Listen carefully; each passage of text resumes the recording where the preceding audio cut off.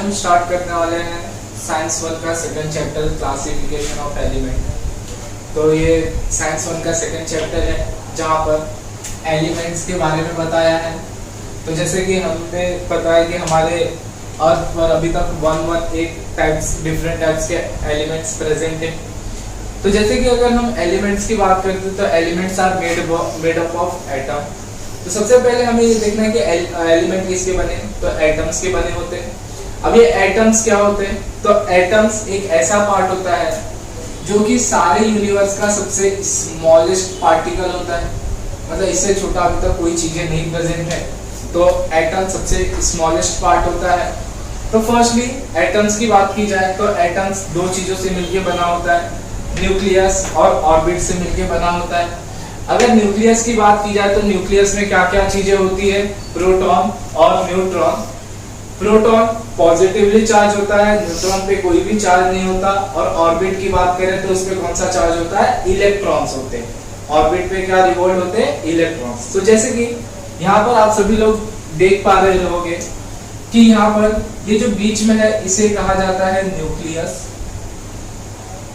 ये जो उसके बाहर है उसे कहा जाता है ऑर्बिट। तो ये जो ऑर्बिट्स होते हैं ये मिनिमम 1 एंड मैक्सिमम 7 हो सकते हैं। ऑर्बिट्स में इलेक्ट्रॉन्स का नंबर वेरी करते रहता है, ठीक है, वो हम बाद में देखेंगे। तो फर्स्टली हम अगर बात करें एटम्स, तो एटम्स का स्ट्रक्चर कुछ इस तरह से दिखाई देता है। जो सेंटर में होता है उसे कहा जाता है न्यूक्लियस, और जो सराउंडिंग्स में होते हैं उसके आउटर मोस्ट को उसे कहा जाता है ऑर्बिट। न्यूक्लियस में प्रोटॉन एंड न्यूट्रॉन कंटेन करते हैं, ऑर्बिट में इलेक्ट्रॉन्स होते हैं। तो जैसे कि आप देख रहे हो, तो अभी जैसे कि बात की जाए एलिमेंट की, तो हमारे पास एलिमेंट 118 होते हैं। तो अगर हमारे पास 118 एलिमेंट है तो उसका सेपरेशन हम किसके अकॉर्डिंग करते हैं, तो फर्स्ट है हमारे पास टू थिंग्स है, one is a atomic mass, another is a atomic number. Atomic mass की बात की जाए तो एटॉमिक मास का नोटेशन ए होता है। एटॉमिक मास फाइंड करना है तो क्या हमें देखना पड़ेगा कि उस एटम के अंदर प्रोटॉन्स का नंबर कितना है और न्यूट्रॉन्स का नंबर कितना है। जब दोनों को हम सम करेंगे तो हमें क्या मिल जाएगा, एटॉमिक मास मिल जाएगा। Now atomic number is denoted by Z। अगर हमें एटॉमिक नंबर फाइंड करना है तो हमें पता करना पड़ेगा कि उस एटम में नंबर ऑफ प्रोटॉन्स कितने हैं। So according to number of proton हमारे एटॉमिक नंबर क्या होते हैं, डिसाइड होते हैं। If in case if I say hydrogen of atomic number 1, so that means in hydrogen protons number is also 1, as well as if I say helium of atomic number is 2, so that means in helium contain 2 protons, as well as I can say sodium of atomic number is 11, so that means sodium also contain 11 protons. Understood? So now atomic number क्या होता है समझ में आया कि उस atom में number of protons कितने होते हैं, सो that is the atomic number. Now ये तो हमारा एटम से रिलेटेड हो गया, ठीक है। अब एटम्स में ये सारी चीजें हमने देखी कि एटम्स क्या होते हैं, एटम्स में क्या क्या चीजें होती है, एटम्स का सेपरेशन किसके बेस पे किया गया है। तो एटम से रिलेटेड 3 टर्म्स है, one is a atomic radius, another is a electronic configuration and another is a valency. So I can say atomic radius. So what is atomic radius? So atomic radius क्या होता है, nucleus to distance between nucleus to outermost orbit of distance is known as the atomic radius. तो जैसे कि atomic radius की बात की जाए तो atomic radius क्या होता है, न्यूक्लियस से आउटर मोस्ट ऑर्बिट के बीच की जो दूरी या डिस्टेंस होती है उसे हम कहते हैं atomic radius. Distance between nucleus to outer most orbital. अगर इनकेस किसी एटम में 4 ऑर्बिट्स हैं तो हम डिस्टेंस कहां से लेंगे, न्यूक्लियस टू 4th ऑर्बिट। अगर किसी एलिमेंट में 2 ऑर्बिट है तो हम न्यूक्लियस से 2nd ऑर्बिट तक का डिस्टेंस लेंगे, सो that is the atomic radius. Now electronic configuration. So what is electronic configuration? So electronic configuration means arrangements of electrons according to orbit number. So what is orbit number? So here first that is nucleus, and that is orbits number.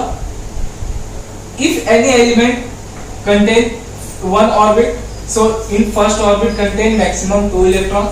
If any element have 2 orbit, so in first orbit contain 2 electron and another orbit contain maximum 8 electron. ऐसा नहीं कि यहाँ पे 8 electrons होने required है, 3 भी हो सकते हैं, 4 भी हो सकते हैं, 1 भी हो सकते हैं सेकंड ऑर्बिट, बट मैक्सिमम 8 होने चाहिए. So that is the electronic configuration. So arrangement of electron according to orbit number. Understood? Now if I can say यहाँ पर अगर 3 ऑर्बिट्स हो जाते हैं तो आपको क्या करना पड़ता, भले ही आपके पास 11 इलेक्ट्रॉन्स है, तो आप ऐसा नहीं कर सकते थे कि ये मेरा थर्ड ऑर्बिट है, मैं फर्स्ट में 2 डालता हूँ, यहाँ पर 4 डालता हूँ, बाकी का रिमेनिंग पार्ट में थर्ड में डालता हूँ. That's not possible. Firstly if you have 11 electrons, so you can add first 2 electron in first orbit, second 8 electron add in second orbit, and remaining electrons are added in third orbit. So that is the electronic configuration. So here I written in first orbit contain how maximum number of electron, in second and third orbit contain 8 electron maximally, fourth and fifth orbit contain 18 electrons, sixth and seventh orbit contain 32 electrons. So that's the electronic configuration. So you have any orbit, so firstly you can fulfill that orbit of electrons number, so you can proceed next orbit. Now next is a valency. So what is valency? So valency is type of balance. Example for I can say real life example. जैसे कि अगर आपको एक हाथ में कोई भारी चीज दे दिया गया और आपको बोला गया कि इसको लेकर चलो, तो मे बी जिस साइड पर ज्यादा हैवी वेट होता है हमारा बॉडी पोस्चर उसी साइड पर क्या होता है, टर्न होता है.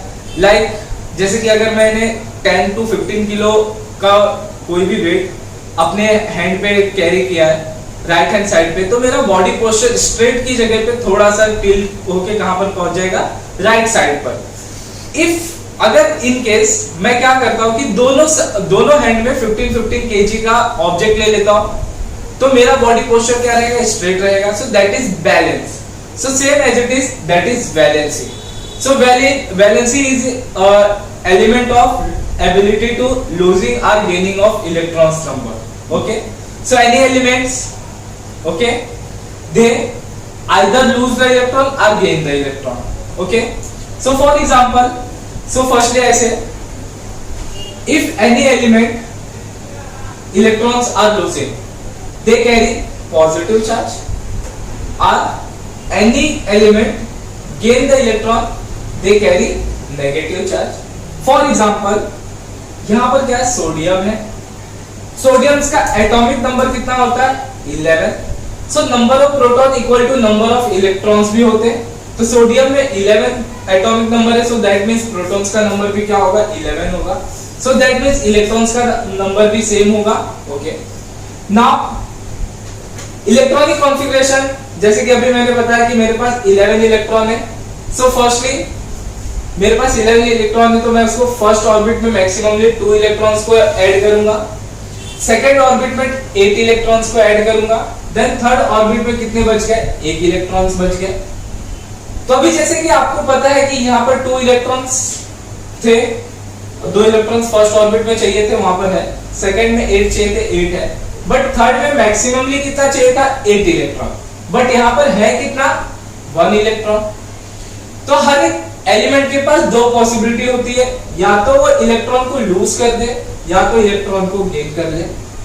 तो जैसे कि सपोज करो आप कहीं पे मैच है, ठीक है, लाइक टूर्नामेंट, आप n नंबर ऑफ प्लेयर्स गए and n number of players में आपको पॉसिबिलिटी बोला कि आपके पास 2 कंडीशन है, या तो आप जितने भी हो, 10 हो, 12 हो, 15 हो, उसमें से एक जन को बिठा दो, या तो 7 जन को और लेके आओगे, तब आप उस गेम को क्या कर सकते हो, खेल सकते हो. सो आपके लिए पॉसिबिलिटी क्या है, 7 प्लेयर्स को एट ऑन द स्पॉट बुलाना पॉसिबल नहीं हो पाता, बहुत डिफिकल्ट होता है. बट एक प्लेयर को बिठाना it's easy. So that means यहाँ पर होता क्या है कि ये जो सोडियम है वो इलेक्ट्रॉन को हैप्पीली क्या करता है, इलेक्ट्रॉन लूज कर देता है। जब ये इलेक्ट्रॉन लूज करेगा तो इसका जो थर्ड ऑर्बिट है वो क्या हो जाएगा, खत्म हो जाएगा। देन उसके पास सिर्फ कितने ऑर्बिट बचेंगे, 2 ऑर्बिट। फर्स्ट ऑर्बिट में 2 इलेक्ट्रॉन एंड सेकंड ऑर्बिट में 8 इलेक्ट्रॉन। सो दैट मींस इसने इलेक्ट्रॉन को लूज किया या गेन किया, सो लूज किया। अगर मैंने अभी बताया कि अगर कोई भी एलिमेंट इलेक्ट्रॉन को लूज करता है, सो फर्स्टली हम क्या करते हैं, एलिमेंट लिखते, लूज कर रहा है गेन, तो लूज कर रहा है, तो लूज करेगा तो उसके ऊपर पॉजिटिव चार्ज, इस तरह से पॉजिटिव लगाएंगे। अब कितने नंबर ऑफ इलेक्ट्रॉन लूज कर रहा है, so that means one number of electron, so sodium +1। Same as it is for chlorine. Chlorine of atomic number is 17. So chlorine of atomic number is 17. So that means number of proton also 17. If number of proton is 17, so electrons number also 17. So here number of electron is 17 electron. तो यहाँ पे मैंने electronic configuration किया तो यहाँ पे 2 electrons, 8 electrons and 7 electrons हुए। Okay, 2 + 8 10, 10 + 7 17। तो इस तरह से इलेक्ट्रॉनिक कॉन्फ़िगरेशन हुआ। तो ये थर्ड नंबर ऑफ ऑर्बिट है। So third number of orbit में ये जो फिर से 2 पॉसिबिलिटी, आइदर लूज और गेन। अगर इसे लूज करना है तो 7 इलेक्ट्रॉन को लूज करना पड़ेगा, गेन करना है तो 1 इलेक्ट्रॉन्स को गेन करना पड़ेगा। Same possibility. आप सभी गए टूर्नामेंट में खेलने, टूर्नामेंट में खेलने के लिए 2 पॉसिबिलिटी आई, या तो आप 7 प्लेयर्स को बिठा दो या तो किसी एक प्लेयर को आप क्या कर दो, बुला दो। सो आपके पास इजी है कि आप 1 प्लेयर्स को क्या कर सकते हो, बुला सकते हो। So that means क्लोरीन के पास पॉसिबिलिटी क्या है कि वो 1 इलेक्ट्रॉन को क्या कर ले, गेन कर ले। तो जैसे वो 1 इलेक्ट्रॉन को गेन करेगा तो थर्ड ऑर्बिट में 1 इलेक्ट्रॉन गेन कर रहा है तो 7 से कितने बन जाएंगे, 8 बन जाएंगे, 2, 8, 8। सो दैट मींस जो थर्ड नंबर में ऑर्बिट, थर्ड ऑर्बिट है उसका इलेक्ट्रॉन्स फुलफिल हो गया। सो दैट मींस अभी वैलेंसी कंप्लीटेड है। सो दैट मींस यहाँ पर क्लोरीन। अब ये देखना है कि इसने इलेक्ट्रॉन को लूज किया या गेन किया। सो गेन किया तो उसके ऊपर नेगेटिव चार्ज। कितने इलेक्ट्रॉन गेन किए, 1 इलेक्ट्रॉन गेन किए। So that means here it is atom valency. Okay, so अभी हमने देख लिया एटम्स क्या होते हैं, एटम्स का क्लासिफिकेशन क्या है, एटम से क्या क्या चीजें कंटेन होती है, एटम से रिलेटेड जो भी टर्म्स थे वो हमने कंप्लीट कर लिए। ओके, सो हम नेक्स्ट देखेंगे कि किस तरह से एलिमेंट्स का क्लासिफिकेशन स्टार्ट हुआ था। ओके।